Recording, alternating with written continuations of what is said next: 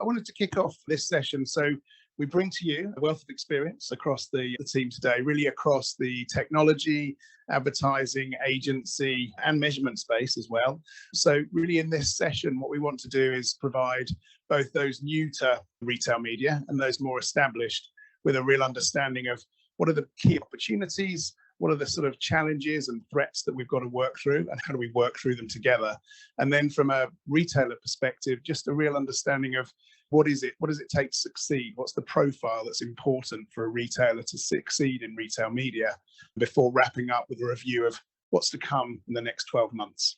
So I'll start off by asking each of you to introduce yourselves briefly and just talk us through what is the main driving force that is driving the growth in Europe right now. So if I could start with you, Jacob, that'd be great. Yeah, hi, I'm Jacob Back, one of the founders of a quite big European ad tech company. We operate quite a bit now in the retail media, and that's because our technology is a full stack. We have an SSP, a DSP, and a DMP, for all of you who know what that means. And we run on first-party IDs, and that sort of combination is perfect for some retailers who wish to mirror what Amazon has been doing. And so we do quite a bit of that.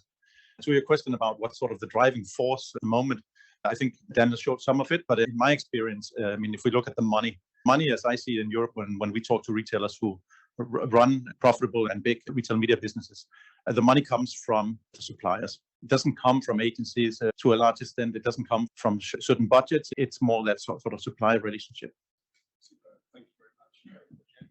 Yeah, so my name is Roger Lammers. It's always fun about my name because it's actually Rogier, but that's hard to pronounce, I guess. So stick to Roger. I work for Kafai, and with Kafai, we provide retailers and brands with a creative tech platform, actually to easily create ads that have more impact. Think of shop assistant ads that contain a chatbot, but that can function as a shopping assistant, video ads, you name it, and we can build it. Yeah, why do marketers love retail media? I think it has four reasons. One is that they offer reach. They have a lot of valuable first-party data. They have intent, and it's a brand-safe environment. So that's, I think, the four reasons why there are a lot of investments into retail media. Sorry. No, it's me. Good morning, everyone. My name is Gonzalo de la Mata. I'm responsible for the commerce proposition at Zenith Global, that is part of Publicis. Definitely, retail media is a strategic area of growth for the group. In fact, we are placing a big bet on retail media, not only investing ahead of the trend, also with the acquisition of leading business at the likes of Profitero and Citrus Ads. So our goal as an agency is to be the end-to-end partner for clients when it comes to retail media, that we are able to connect data, technology, and media. And in terms of trying to bring what is driving the force behind the Europe growth in retail media, is agree that retail media is the most effective tool for margin contribution for retailers. But lastly, what I think also what is driving the force in retail media is Amazon. So Amazon is still setting up the agenda for commerce and retail media. And within the European landscape, with this fragmentation, is still the North Star for vertical local players. Thank you. I'm Michelle, I'm VP of Marketing at Sky. For those of you not familiar with Sky, it used to be called Kenshu, you might remember us from then. We're an omni-channel platform for performance marketing. So working with advertisers, brands and agencies to plan, activate, measure all of their campaigns across search, social, app stores, retail media, all in one place. What's driving the growth? I think for me, it's a win for everybody, right? Like the retailer, these guys have mentioned it, it's a highly lucrative channel, very profitable. For the brands, it's especially with kind of all of the data loss that's looming over the next 12 months, it's a good way to have highly targeted ads towards very engaged audiences. And then for the customer, if retail media can deliver on its promise, it really should improve the customer experience as well. We did our own survey and we saw that consumers don't actually recognize that they're being advertised to on Amazon. And I think if you can have an ad experience that's so native to the environment that you're in, then it's a winner for everyone. Superb. Thank you very much, everyone. That was really helpful. Next question to Gonzalo, just in terms of if you were to hone it down to the top opportunity that you see ahead right now, what would that be? Where would you come at that from? So in terms of don't know if it's called an opportunity or ask for the retailers, given that we live in a very fragmented ecosystem in Europe, is, I would say, is to get the on-site ads right when it comes to search and sponsor ads products in particular, even without tapping the brand in the area. So it's what I see that for retailer will get more profits with the opportunity even double, but also when it comes to for brands and agencies, also the opportunity to get the right level of scale as well. So it's where I see the right opportunity at this stage. Great, thank you. So so a real opportunity to solve and improve what we're doing on site before expanding elsewhere. Great. Roger, would you mind? Yeah, sure. Yeah, I think there are a lot of opportunities, but I would like to highlight the creative for the ad format. When I speak to retailers, most of them say that they're sold out for the rest of the year. They have also their trade deals that are eating a lot of inventory as well. And I think one way to increase revenues is to add or work with more innovative ad formats that have more value. So that's for me an easy opportunity that I give to retailers. Brilliant, thank you. So expand the ad formats, Michelle. I think for me, retail media, even just the word is probably as confining as it is defining. Like the fact that retail is the kind of the thing that leads it. I think in the future, what we're going to see is more ad formats, obviously offsite as well, and then more partnerships. Like we saw Meta last month creating its own retail media ads. We've seen Amazon offering more non-endemic opportunities over the last few months as well. So I think for me, the opportunity is going to be growing beyond just selling to your traditional CPGs and through just the retail media networks themselves. It's going to be much broader. Superb, thank you. I really think that when I looked at the names that Daniel put up there, I've spoken to a lot of those, and they are very far from doing things the way Amazon does things. So I think in the short term, the very big opportunity is that they catch up. They start doing it programmatically, having competition, using data. Very rarely data is used, and even some of the very big players, they use the CMS systems or just an ad server and don't really have competition and CPC pricing like Amazon does. So I think that's the short term. But in Europe, of course, there's a lot of smaller or mid-sized players in every country, and I think they are just starting now to even have a retail media offering. So that will be the next wave that will come in maybe 2 years' time. Great, thank you all. So we talked about the opportunities and the positives, and let's talk a little bit on some of the hurdles. Michelle, do you want to talk us through the challenges right now? Yeah, I think we speak to two very different audiences. There's one, the people that are hands on keyboards having to execute the campaigns, and their challenges are still one, getting the basics right before you even start the media piece. I think Daniel called it the foundations there. It's making sure that your ads are even going to be eligible in the first place, having the right product detail pages, having the right images, all of that kind of stuff is still challenging. Then you add media into the mix, and there's so many questions like, where should I put my budgets? Which ad formats? So many questions that the hands-on keyboard people are still trying to get. Speaking more kind of to some of the more senior people that we work with, their focus has really changed over the last few months from, hey, you've got all this budget, grow retail media, to do this profitably. Is this channel actually going to make us money? And I think we probably all know, and I know there's a panel later on around measurement, but there's definitely been a change, and we're seeing a lot of companies that we work with really focused on re-looking at their people, their process, their data, their technology to make sure that they've got all of that so that retail media can actually thrive in the business. Great, thanks. So yeah, so the incrementality performance is kind of going to be key next. Yeah, Johnson.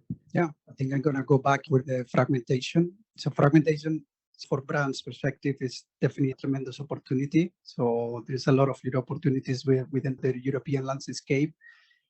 But at the same time, it's a challenge within the brands to organizing, work with different platforms, with different stakeholders, etc. That is one of the hurdles that we see within the brands. Another thing is that we see also the adoption of the ad tech within the retailers. So one of the things that we ask is essentially to expand the real estate of especially sponsored ad piece. Is that where we see that will have more opportunities and less harder for brands to expand much further within the retail media space. Yeah, I think it's transparency.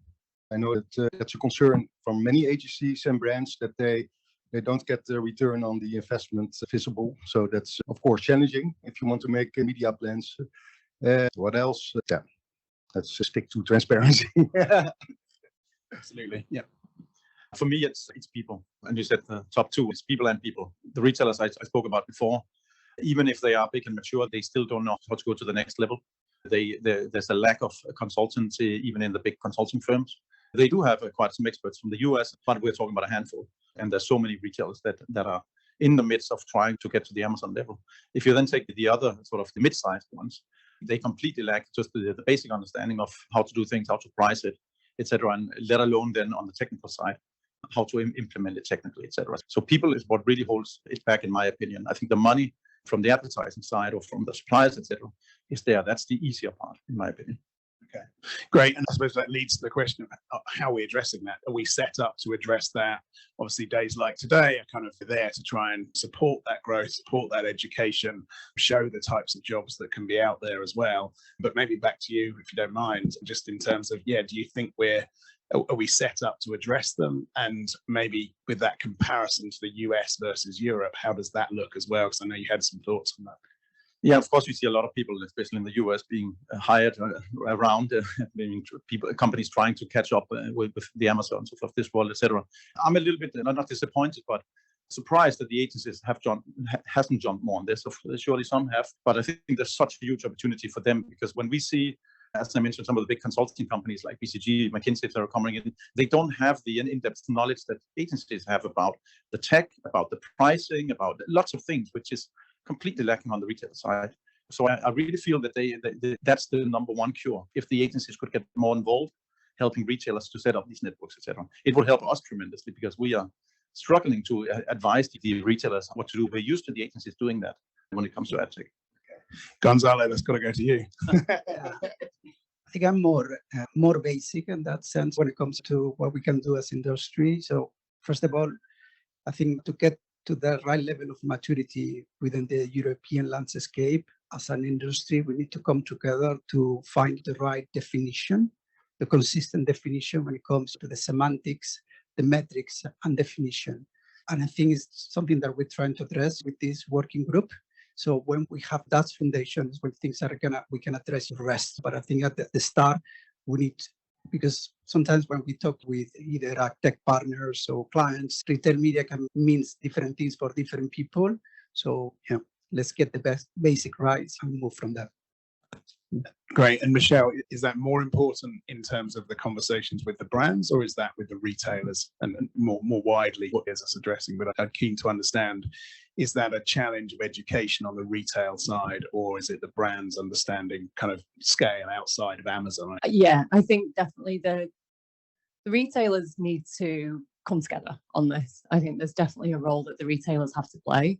I think from a brand's perspective, overcoming a lot of these challenges, things you can be doing today, right? There's technologies like Sky where you can bring all of these together in one place. It can help you manage some of the issues, manage some of the challenges. I don't think there's a single solve for everything that we're trying to do right now. There's not one partner, one agency can't solve everything. I know Publicis is doing a great job with the acquisitions at the moment, but I think we're still a long way to go before we overcome all of the challenges that retail media poses. Excellent, thanks. And Roger? Yeah, there's so much going on in this ecosystem. There's new companies popping up every month with with different interests. Yeah, I think it's tough bringing everybody together, but I think with the IAB, for example, and the working group, we're doing a great job informing people what's going on in the industry, and we're working on the inventory metrics, so to say, so that the brands can have an overview on what's available where, what ad formats are available on this specific retailer and there, and which platforms do they use. So that's one way to do it, and then I think it will take some time before the market or the ecosystem becomes more mature, and I think that we need to debate and have good conversations, retailers and brands together, and understand their needs and interests. Superb. Thank you. Thank you all. So just moving to the retailer a little bit more, and we talked about this in some of the sort of sessions, working group sessions, but from a retailer perspective, how should they size the prize? What is the I don't know, the ideal retailer profile in terms of the category, the size, maybe the internal politics that go on as well. How should they think about that? And is there any advice that we can give to retailers, especially looking at that long list that Daniel shared of retailers across the globe and the different levels of sophistication in their retail media? But yeah, it'd be good to, Jakob, would you start us off with just a view of what the retailers should be looking out for?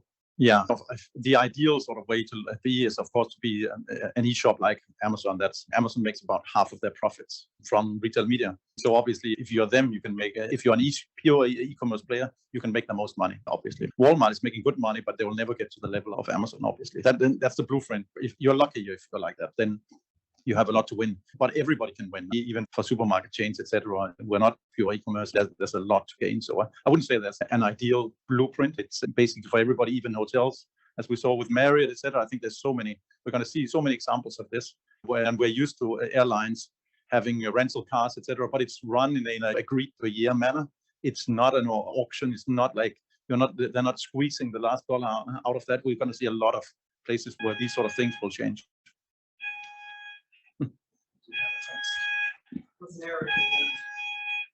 I've got to talk 2 minutes. Did I speak for too long? Yeah, no, yeah, that was okay, was that you? No, this have a little moment.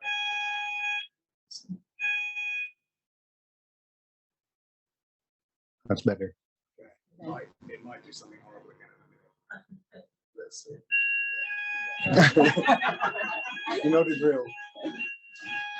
Unfortunately, no, it's just a test.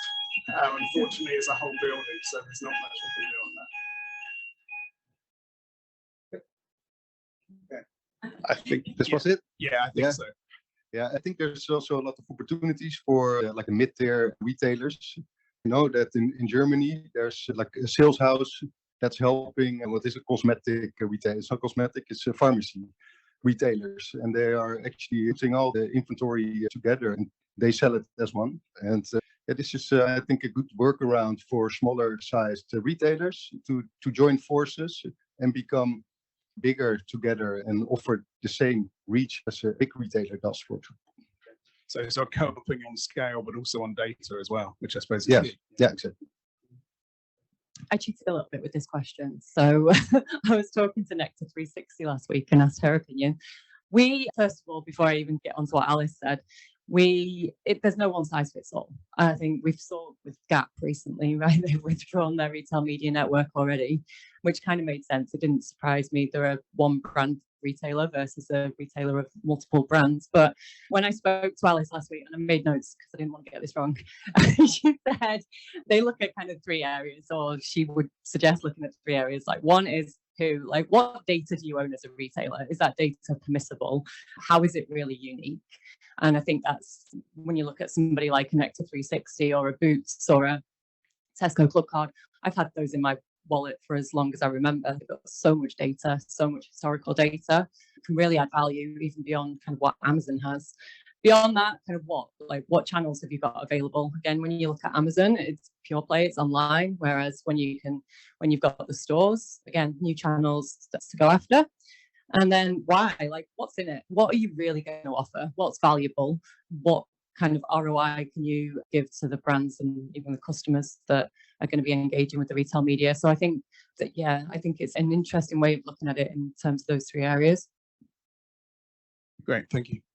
So not much to add. I think it's definitely spot on all these points. I think, but that's what happened after. I think that's what's really important for the retailers to understand. Now it's clear, as I mentioned before, that retail media is the most effective tool to generate margin contribution.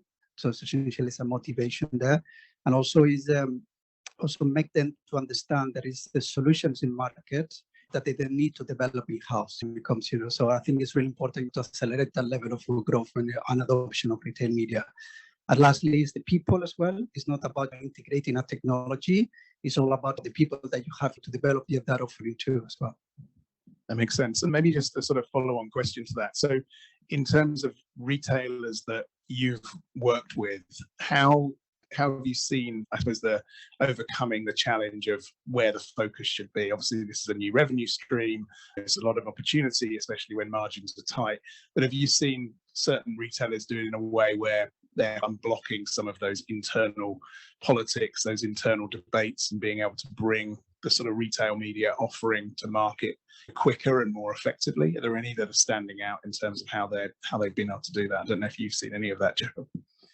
Yeah, I mean, I've seen terrible examples, and I've seen better ones. I'd say that the better ones is obviously when it goes all the way to the C-level. They decide something very often if they've had BCG or McKinsey or somebody like this in, and then there's been some sort of proper business plan made, and then things normally run quite well. When they don't, there's huge infighting, and that's also why I think some of the potential will take a few years, because I can see it's going to take several of the ones we work with a year or two before they will really be at where they should be, just because of how these very old, this is especially supermarkets, etc. Yeah, how they are in this. Yeah, so lots of stages, some false starts, and I suppose if you've got a strong retail high street business, then there's even more demands. And if you're a pure play digital retailer, it's a lot easier to think about how you move there. But yeah, please.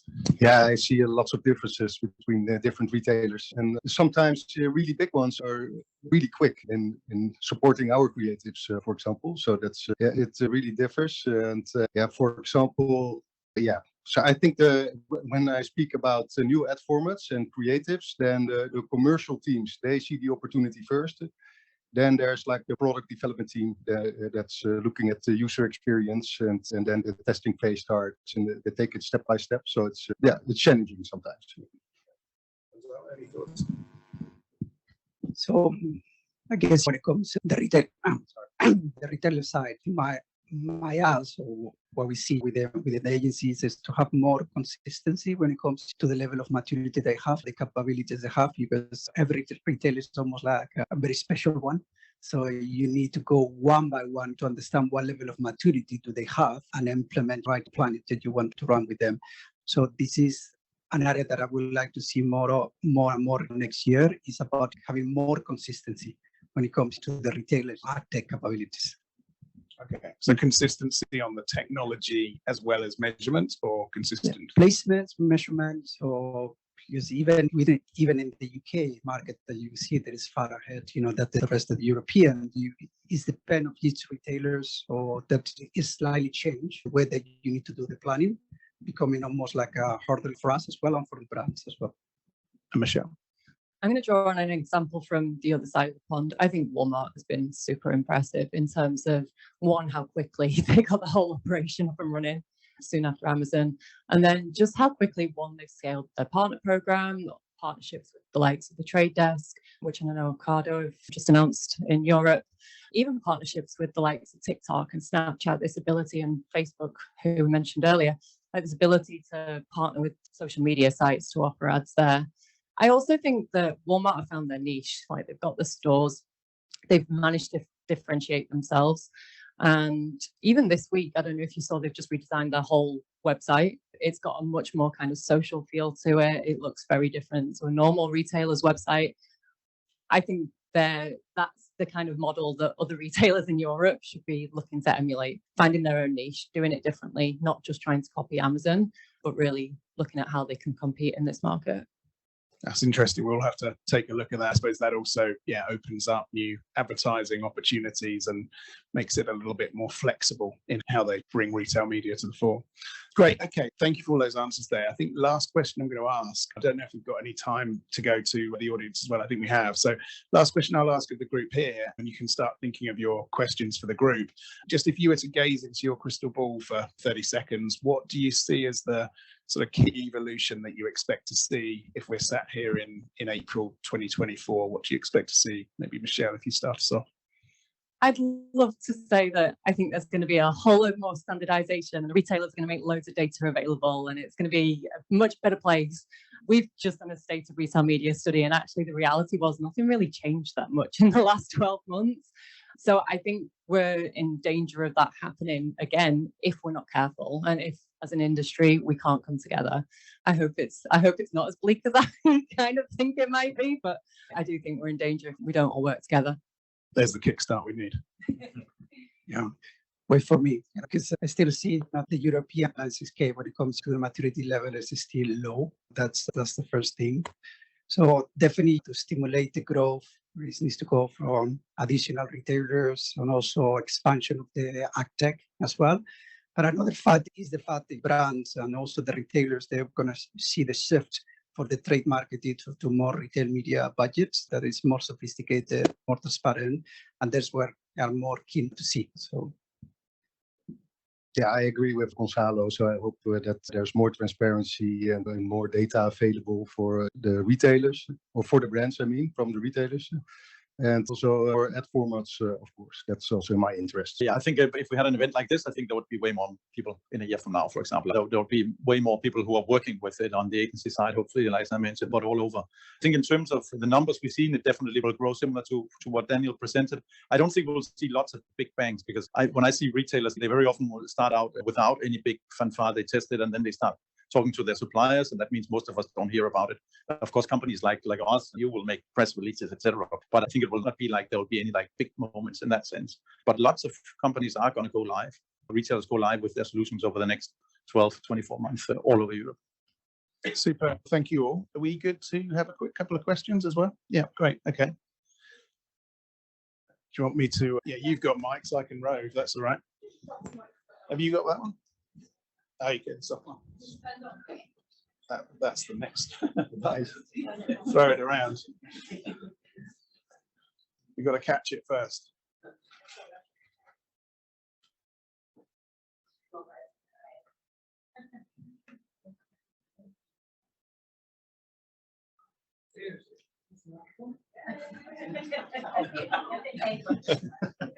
Very good. Yeah. That's, yeah. Just in case. Just Yeah. in case. Yeah, here it is. I have a question, and maybe it's more to Jacob Back, it is, right? And the CMS systems, you mentioned that. Every retailer have more or less a basic or more advanced CMS system. We mentioned them here. They have the inventory, they have the data, they have the product feeds, they have the relationships. What's your stand on that? How do you see the competitors? Typically you. Also, was it 4G? Yeah. Part of that. But how do you see that, the CMS systems and their role? Sitecore or one of them, many of them. Are they moving into this space also? They are being used for this without them knowing. So most retailers do what I would call retail media. Get money in one way or another, discounts from the suppliers. They then promote them from, if you go on Vodafone, when there's a new iPhone, that's heavily subsidized by Apple, what they put there up there. So these sort of relationships exist, and they use the CMS system for it. The problem is when you want to run that sort of money as a media business, you then need to be able to do CPC pricing or CPM targeting towards certain audiences, those who buy shampoo, those who don't, and all that stuff on the side. And the CMS systems are not able to do that in the same way as AdTech can do. So to answer your question, CMS systems are used today for this, but AdTech systems are, in my opinion, the next step that we then see retailers go to. You spend tons of money to invest in that, and certainly retargeting fees and everything. But would you see that these guys are moving into that space, taking that turn? Because going from a recommended product into an app, it's not too far away, given the benefits you have of product feeds and relationships and all that. Most likely, I can't think of any that are going straight after it. We are integrating and working with them instead, for example, doing best of both, because we need that data. And so I think it's more collaboration, at least what I've seen so far. Yeah, I know that Shopify is looking into it. They are looking into it, but they do lack the ad serving capabilities that, for example, F can provide. It is a big part of the question. Yeah. Anyone throw this trip? No worries. So my question is based on the slide that Daniel mentioned, the Gonzalo, and the slide referred to the gap that is going to be in spend. It's still 80% need to install, whereas opportunities installs a bit connect to that.